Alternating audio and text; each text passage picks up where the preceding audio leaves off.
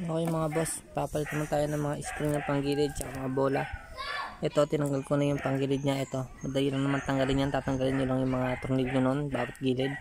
Nagamit po kayo ng T-rings na 8mm. Okay, ito, tanggalin natin ito ngayon. Ayusin natin ngayon yung papalit natin ng spring at saka bola. Okay, gamit po tayo dito ng 17 pagpangtanggal. Kung mas maganda kung meron kayong ganito, nirecommend ko sa inyong meron kayong impact, mas mabilis gamitin kaysa yung maglalagay ka pa rito ng tools, tatanggalin mo pa, pupukpukin mo, ganyan, pagkuha ang tubo. Mas mabilis ito, ganito na lang. Okay, yan, magpapalit po tayo dyan ng bola. Yan, papalitan po natin to ng mga bola, tatluhan. Okay, ang panapalit ko dito, yung pinaka best pamalit ko rito talaga 9 at 15. Kahit mataba ka, kahit mapayat ka po, pwede sa'yo. Okay, i-cut ko na yung video at nang mapabilis yung ating pagpalit. Mamaya pagka sinalpak ko, papakita ko sa inyo. Okay, yan mga bago na ang kanyang mga bola ngayon. Pila natin ng 9 at 15. Okay, sasalpak natin muna dito kasi ito babaklasin natin.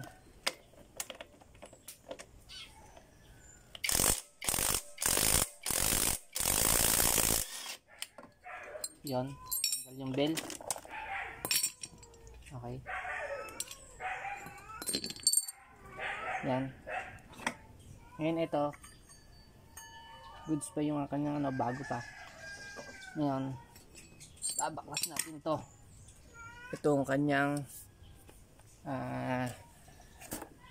spring, yung clutch spring. Itong clutch ito, baklasin natin para makita natin yung clutch spring nya. Okay, walang tayo ng tools. Okay, ganito po ang tools ng pangtanggal dito. Ito,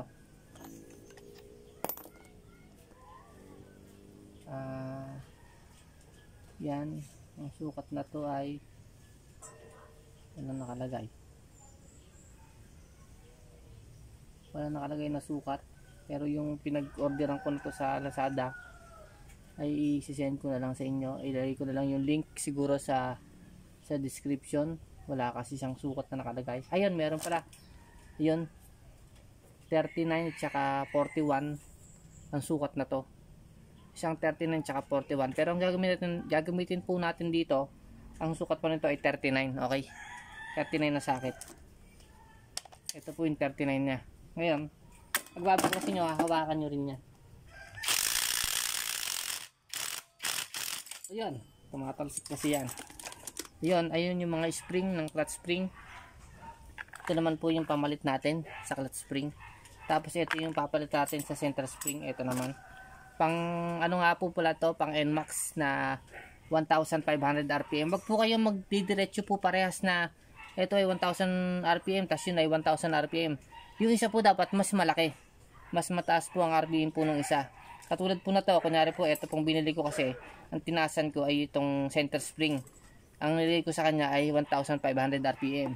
Tapos yung clutch spring ko ay 1000 RPM. Pwede nyo pagbaliktarin yun. Pwedeng ito ang 1500 RPM. Pwedeng ito ang 1000 RPM. Okay? Ganun lang ang setup. Ngayon, sa atin, ito muna. Buksan muna natin to.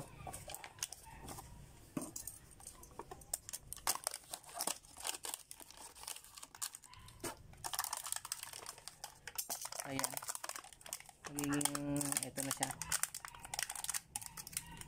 Para sa arangkadan, kunyari paakyatan, ay baliwala lang, kumbaga kayang-kaya. Takbong pogi ka lang sa may paakyatan, kayang-kaya. Hindi mo okay na okay siya, hindi siya mabibitin. Okay, yan, pag ganyan yan. Yung malaki ang ano ba yung malaki yan? Ganyan yan. nakabaliktad. Ganyan. Ganyan. Yan. Pwede nyo linisan to ng gasolina. Okay. Ako hindi ko napapakita, nalilinisin ko to ng gasolina. Tapos ito, dito naman, ito, babaklasin mo naman ito, yung mga ano niya, para makuha natin yung spring, para mapalit natin ng spring ng 1000 RPM. Ayan. Pang MIUI nga pala ito. MIUI, pwede ito, pwede dyan, saka mga MIU, mga ano, NMAX, pwede din. Okay, mga ano pa ba yung isa? Basta yon, NMAX.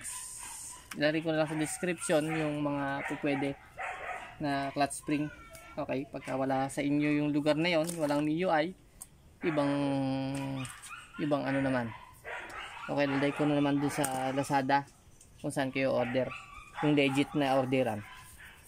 Okay, kung saan ko to binili ay maka-order kayo, papagawan ko sila ng mga Lazada nila na shop Lazada para makabili kayo ng mga ganito sa aking binibili. Okay, okay, kakabit ko muna ito. Kuha muna ako ulit ng tools na to para matanggal ko yung clutch spring. Okay, okay, ganito. Itong tools na ito, ang ginagamit dito ang pangtanggal sa mga ganyan. Makikita nyo, gaganyanin nyo lang yan. Yan, matatanggal na yan. Ngayon, diskarte nyo na, basta ito ang tools na gagamitin ng kailangan. Ngayon, diskarte nyo na para tanggalin, pero madali lang yan pag ito ang gamit nyo. Ako, ikakat ko na ang video sa tatanggalin ko to para mabilisan tayo. Okay mga kaibigan, ito, tanggal ko na. Ganito ang itsura niyan.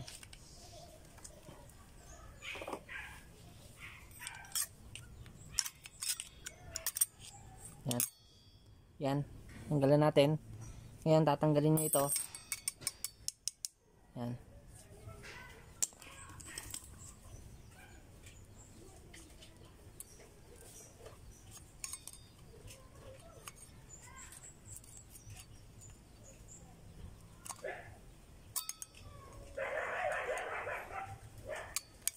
Yan. Kaya lang magtanggal. Nakita nyo. Okay. Isa pa. Ito. Oh. Napakabilis. Pag ito ang gamit. Isa pa. Okay. Yun. Tanggal na siya. Ngayon papalitan ko na siya ng spring nun. Ito rin ang papangkabit nyo. Yung ano.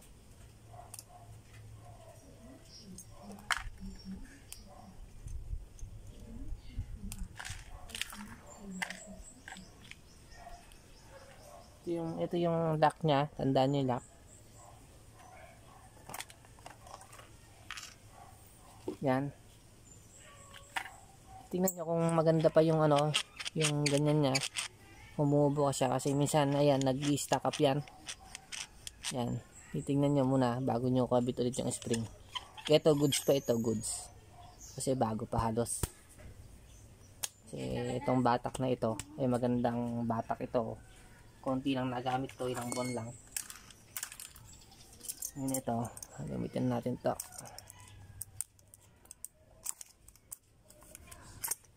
Ayan.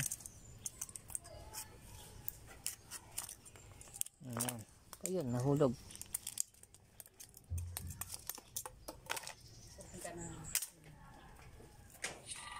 Alis na ako kayo? Patayin na yung walay sa kanya. Ayan.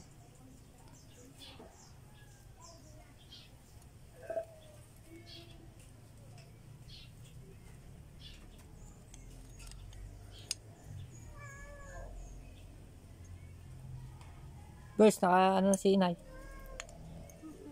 Yan na. Kung paano nyo tinanggal yung kanina, ganun din kakabit. Yan. Okay, kabit na. Ito nyo naman. Ang ko pati amin, hindi rin sobre. Kasama nyo po sila dito, ame. Kasali din eh. Alam mo, hindi yung kasali. Angel, nakita mo yung unang pasa. Yan, okay. Kabit ko na po. Ito yung mga lock, kabit na. Kakabit naman natin siya dito.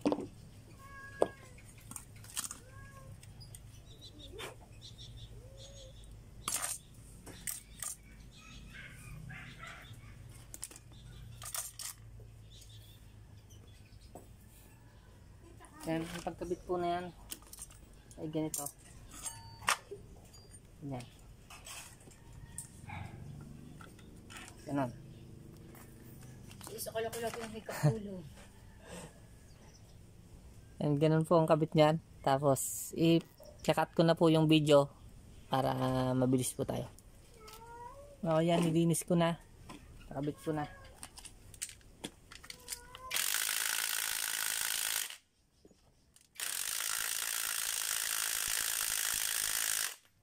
Okay, yan. Goods na. Nakabit na kayo natin. Okay. Kabit na.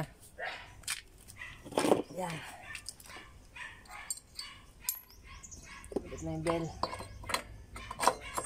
Okay. Kabit na ito. Kabit na rin ito.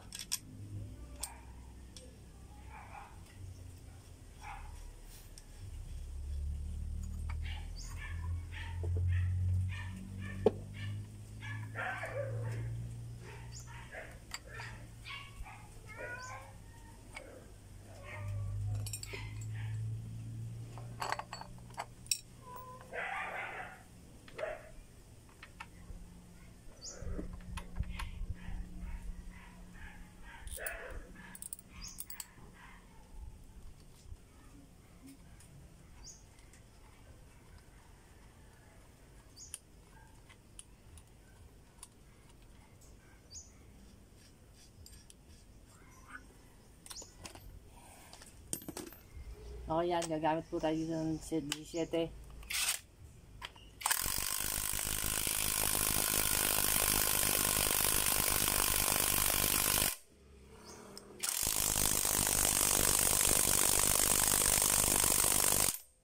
Okay, yan. Good job. Ha?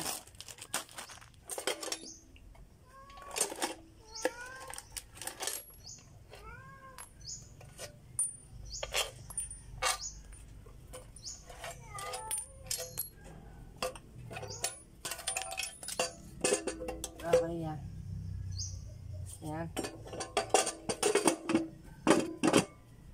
Yan. Lahin nyo dito. Okay, pag kayo magtitornilyo. Pinakaunang-una nyo nakabit na yung banda rito. Yan. Banda dito. Ang unang nakabit. Yan. Tapos sumunod sa banda rito sa dulo.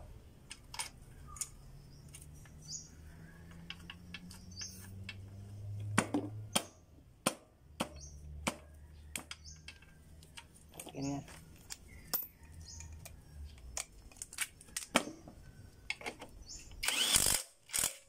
Yan.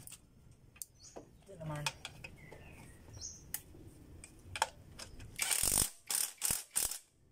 Yan. Alali lang kayo pagka kayo magkakabit ng ganito. Puro alali lang ho yan. Pitik-pitik lang ang pindot. Ano lost thread yan pagka hindi pitik-pitik ang pindot nyo.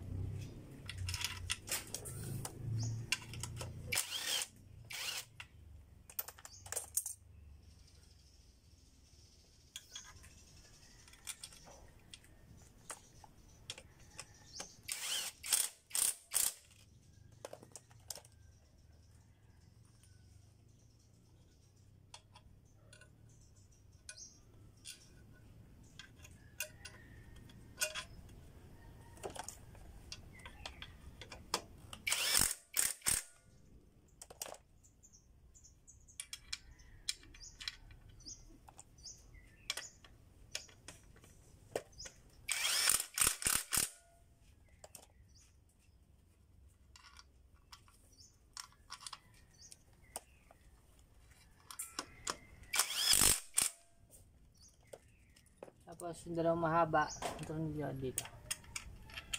Sa kabilaan yan, sa ilalim ng isa. 8mm po ang gagamitin yung tulis dito.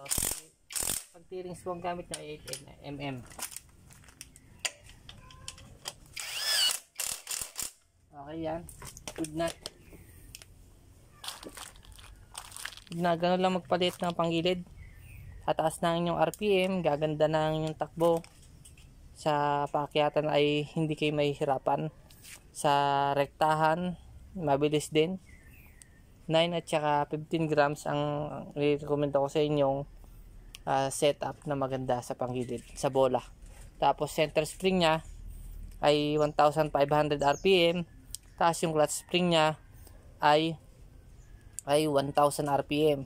Tapos yung pangalan po ng center spring nya ay pang NMAX, 1,500 RPM. Yung clutch spring nya, yung nilagay nating malilit na spring, ay pang MIUI na 1,000 RPM. Dapat magkaiba yon, merong isang mas mataas na spring. Okay, goods, hanggang doon na lang po. Paki-subscribe po ako, paki-like po ang aking videos, paki-share yung mga videos natin para matuto rin yung iba na hindi may alam. Okay, sa mga nakakaalam naman na, stay put na lang po kayo dyan. Makinood na lang po kayo. Kung meron kayong pangit na reaction, pakisabi na lang rin po. Para makita ko po, para ayusin po natin kung ano yung mga inaayawan nyo at may paliwanag ko sa iyo kung bakit ganon. Okay? Ngayon, papalitan ko rin po ito ng brake cable. Ito naman po yung brake cable nya. Okay? Yan. Papalitan ko. Hindi ko na po ito iba-vlog siguro. Kasi yung may-ari, nagmamadali na. Okay? Sige, paki-share, paki-like, tsaka paki-subscribe po ako para lagi po kayo ma-notify sa aking mga bagong videos na ina-upload. Tapos yung mga ginamit ko pong mga pyesa na to, mga clutch spring, center spring, ilalagay ko na lang po sa description. Itignan nyo na lang po sa Lazada para mapunta po kayo sa legit pong bilihan ng mga pinakita ko sa inyo mga pyesa. Yung meron pa yung mga nakaraan ko dyan, papakita ko yung mga pyesa. I-send ko po dito sa akin description para makabili po kayo sa legit na sailors. Okay? Sige po, God bless po. Salamat po sa inyo. Mabuhay po kayo araw-araw. God bless.